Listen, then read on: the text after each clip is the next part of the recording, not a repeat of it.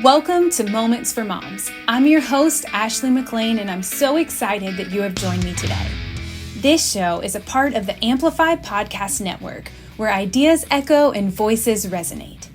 So, if you're anything like me, moments are something that as moms, we don't get many of. My hope is that you can walk away from each episode encouraged, inspired, and recharged to continue on this amazing and sometimes exhausting journey we're on together called motherhood.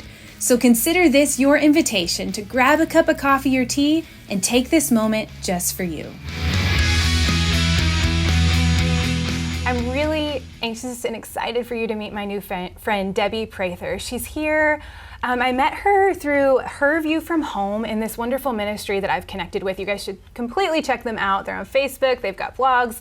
They've got this beautiful book. So we'll link all of that stuff in the description if you want to check it out later. But in the meantime, I want you to meet my friend Debbie. Hey. Hello. Thank you so much for coming here. Thank you for having me. So you traveled from Westfield, Indiana, Westfield, which is just a bit north of Indianapolis. Okay. Yeah. I'm just so glad that you were able to take the trip here. I am too. Yeah. I'm at a season of life that I can do that and get away for a bit. So it's very I'm not nice. there. No. Not in that season. I'm in the changing the bed sheets every night because we're potty training, and I'm in that season. I'm not sure if my husband would change his sheets every night if I went away right now. But one day. And you'll be surprised. How fast all it the goes. moms say how quick it goes, and it sure does. Yeah, he's already 2.5, and it's just mind blowing to me how fast that went. Yeah. You know, it's like we waited so long, and we had a hard time getting pregnant. So the wait, of course, right? It seemed like forever. Right. But now when we're kind of like living in the promise, it's like, oh, it's going so fast. Yeah. And even the moments where I'm changing the bed sheets, and I'm just treasure them as much as I can because I know it's not going to be forever, and we prayed for that for so long. Right, you know? right. That's so good to think that way. Yeah. So we're going to talk about adoption today, which I was so excited that you brought that up. It's not something that we have done. We have thought about it because, as I shared with you before, we did have a hard time getting pregnant with Charlie, and so we thought that was maybe the route that we were going to go, and still maybe at some point, but I'm so excited to talk about this because I know that there are a lot of moms that either went through the adoption process or maybe like thinking about it. So I'd love to hear what led you all up to it. What was your story like before you all decided to adopt? Yeah. I guess I have a unique perspective because I am a mom through birth and through adoption. Yeah. And we had 2 sons. And we had talked about adoption here and there because my husband was adopted at birth and was adopted by an amazing family. His parents and his sisters are incredible, and my grandfather was also adopted when he was a little boy. So it was something that was definitely on our radar, and we had talked about. But at the time, it really came up. Life was so busy, it wasn't something we were thinking about. But I went to a women's retreat through our church, and this has never happened to me before, and it hasn't happened since. But the speaker was talking, we were there for 2 days, and the very last session, she was speaking on the topic of how God often is leading you in some way in your life, and he whispers in our ear, and we keep pushing it away. We hear it, but we keep pushing it away. And I don't remember all of it. She probably spoke for 45 minutes, but the very last question that she ended with was, what is God leading you to do? And that's how she ended the talk. And right when she said that, I felt like I got hit over the head with a newspaper. It just was like this hard, and I went, oh my God. And then I heard the word adoption in my mind. Wow. It wasn't my voice. It sounds crazy to say it was God's voice, but it was a voice that said adoption. And my jaw just hung open, and the friend sitting next to me said, what? And I told them, and they said, oh, that's amazing, that's so wonderful. And I thought, that's not going to happen. Because you're in a busy this is season crazy. with 2 boys. Yeah, very busy. They were younger, they were little. So, but I kept thinking about it, and drove home, and I remember both the boys had friends over. I think they were 6 and 10 at the time, maybe 9 and 5. But they both had friends over, so I came in and there were just piles of shoes by the door. It's chaotic. My husband was in the kitchen picking up. He was sweeping. Oh. And he said, how was everything? And I said, it was great, but I really have to tell you something. And we sat down, chair to chair. I pushed, like knee to knee. Mm-hmm. And I told him, and he just looked at me and he said, let's do it. And which is very also uncharacteristic. And my heart just pounded. Yeah. Like, are you serious? He said, we're not getting any younger. If this is what God wants us to do. It was just all of it, that hit over the head, it was all very supernatural. Yes. That's what it felt like. That's something that when I was reading through, and I'm short, this is only 2.5 pages, so that has to be it's just a short snippet of it. Right. But that's something that I pulled out of it, okay, God's led you at the retreat. You had this past history of some adoption in your family, your husband, your grandfather. Then the Lord leads you at this retreat. And then the next thing, your husband's just immediate agreement. Right. Not even a crazy. question. Yeah. Okay. And I was honestly terrified. Of course. So did you all have adoption agent? Did you know what to do at that point? No, we didn't. And it wasn't our intention. Well, first of all, it wasn't even our intention that time to adopt, but it wasn't our intention to adopt internationally at all. Right. And I had actually started looking through agencies just, in the United States, and it seemed that everyone I went to said we don't work with families that already have children, already have children by birth. That's surprising. So I thought that was common for all of them, but it wasn't. It was just happened to be the ones that I contacted. Okay. So, right? I know. God was just leading us for a daughter. Absolutely, yes. Yeah. So then finally, as I said in the story, meeting that couple and contacting the agency at the time, and then finding out we had to fly to Russia twice. And I'm still a fearful flyer. Me too. I go, but I don't love it. I don't either. I do not. I tell everybody, I'm if I can get there, driving, walking, or boat. I'm so happy. I'm very happy I want about to be down. Yeah. Yes. Yeah, so that really, for me, I thought, nope, it's not going to happen. Yeah. And then... Because that fear kind of stopped you there, that right? That fear, it's always the fear, and God has to push us beyond that fear. And you had to also, so going to Russia, out of the country, right.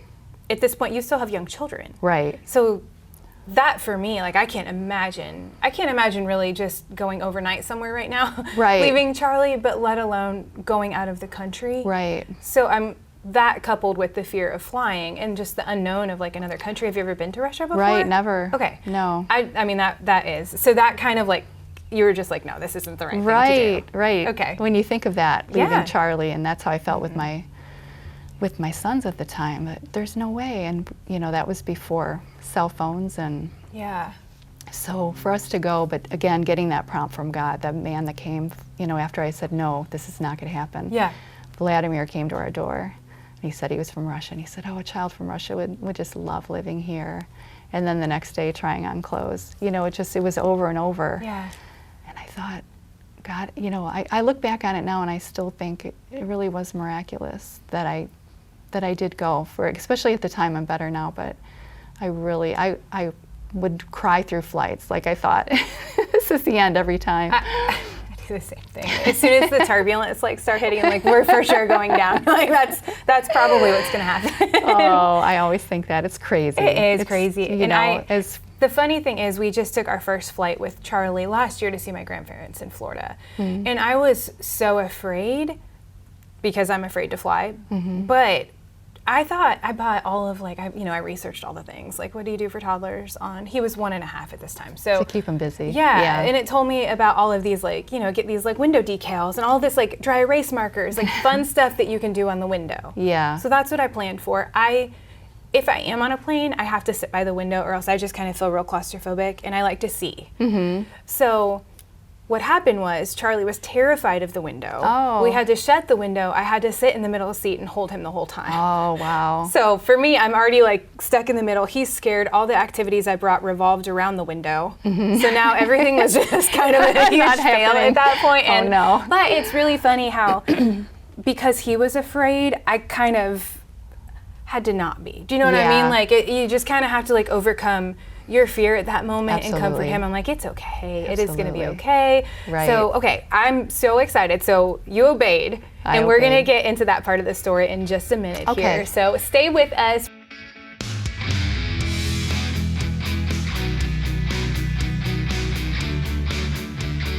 Welcome back. We are going to continue to hear about my friend Debbie's story and her adoption process, and just kind of looking back at how the Lord led her to this point. And the most exciting part is that you obeyed and you overcame your fear. Yeah. And you did it. I did it. Okay. So what did that look like? So you got on the plane, right? Well, it's funny when you were talking about your fear of flying too. So this is crazy, but because I was so fearful, my husband and I flew separately both times. Right. Right. So, well, my thought was if something happened, I won't even go there. One of you will still be here. Yeah, now tell me that's not crazy. Okay, because like for me, I want my husband to be, even though he doesn't want to like feed into my fear, he's like, it's fine. And he's probably gonna go to sleep, so that's not helpful for me. And I'm like, wake up, like comfort me. But you're thinking like at least your children will have a parent. It's crazy, but we did that. We actually did that twice. So the first flight. I love your husband. He just went with that too. But I was flying next to this businessman who was wonderful, wonderfully supportive, and understood I was scared. And at one point it got really turbulent. And he's talking to me, he said, don't worry, you know, I fly all the time. I've had much worse experiences. And I said, oh, I won't share that with you though. But then it started bumping and I grabbed his hand. I didn't realize I'm holding his hand, and after 10 or 15 minutes, I feel him peeling my fingers off. But we made it. You did? We made it. Okay, so did you guys fly like the same day? We did. He arrived hours later. I was at the hotel and he got there. Okay, so you all are in Russia, like you're not flying alone and also in Russia and a totally right. No, then we're yourself. together. Okay, yeah, we were picked up separately. Yeah, but we made it. And that first trip, at the time, there was so many things they took us around for paperwork and different things that we only got to see our daughter at the time for an hour for that whole week. Wow. So short. We went to the orphanage and got to visit her. She was 14 months old at the time. Oh, okay. Yeah, so it was incredible to see her for the first time, and but then also having to say goodbye and not knowing. And at the time they didn't know when we would go back, so they said it could be anywhere from, you know, so many weeks to 3 months or longer. So I just remember that whole summer just feeling like I had a knot in my chest, just you know, just trying to be in the moment with the kids here and thinking of her there. Sure. And then 3 weeks later, we got a call and said we need to be there the following week, that we had our court date. So wow. Yeah, so that was crazy too. Yeah. Again, getting care for the kids and that whole flying again. And so we flew separately again there, and then then we flew together, all three of us. I know. And I love it because I understand. It makes sense to me. The crazy things we do. Yeah. Yes.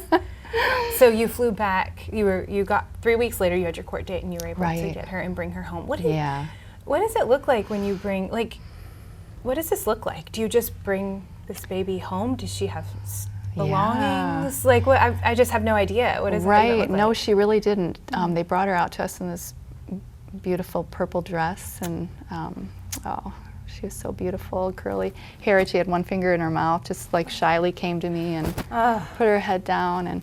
But they told us we had to give the dress back, and I mean, they owned the dress, so we had to change her, and then it was time to go. So, and we hadn't heard her cry until we got in the car, and she started crying. We didn't realize that she wanted her blanket. You know, we soon learned she loved her blanket and she loved her thumb. So I found something in my bag, a blanket. She fell right asleep on me on the drive. It was so precious. That's so sweet. Yeah, those first bonding moments. Yeah. And at the time, they didn't have any seatbelt laws or car seat laws in Russia. I'm not sure what it's like now, but we were just holding her on our lap, and we're driving through, you know, crazy traffic, and he's going really fast. And I thought, oh Lord, you got us this far, we're gonna make it. Yeah. So.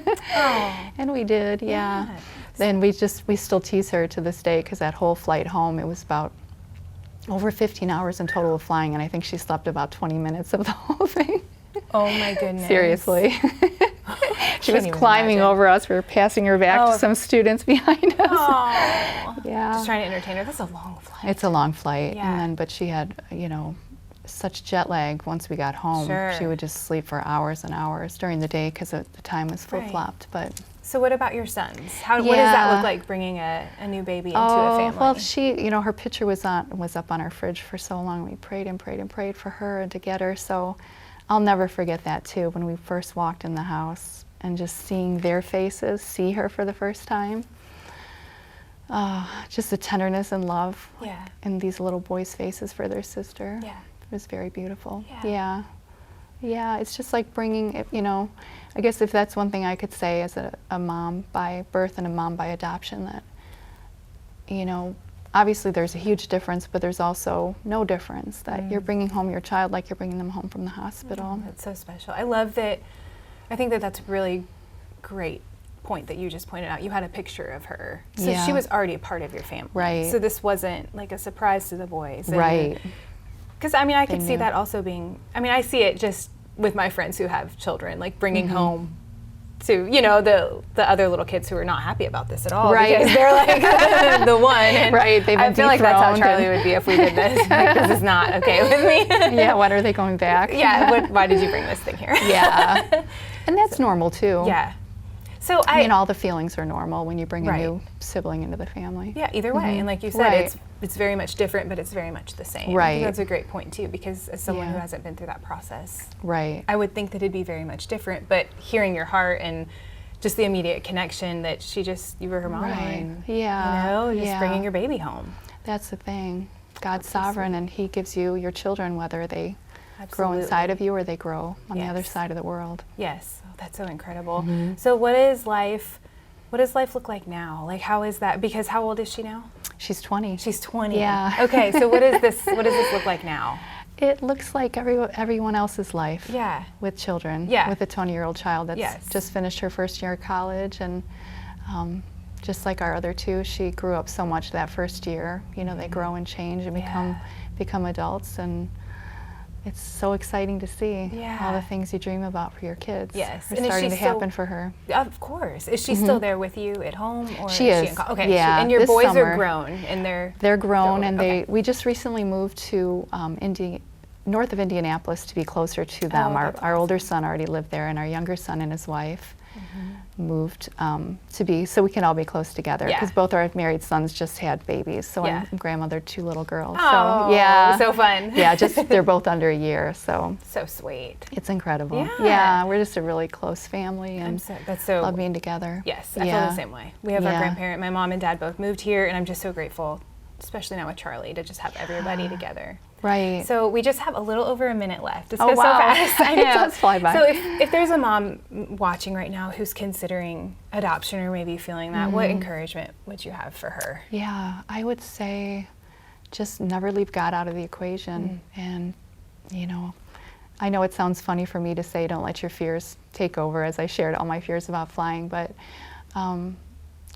trust God and trust God in the whole process, that He has a child for you. And if He's nudging you, like that speaker that said to me that day, if you keep getting that whisper in your ear over and over, God's trying to tell you something. And I would say, if I let my fear control me and I didn't follow through with what God wanted me to do, I would have missed out. Our whole family would have missed out on really the greatest blessing of our life. That's so incredible. Yeah. I was thinking about that when you were talking. Like, what if you didn't go because you were afraid to fly? Right.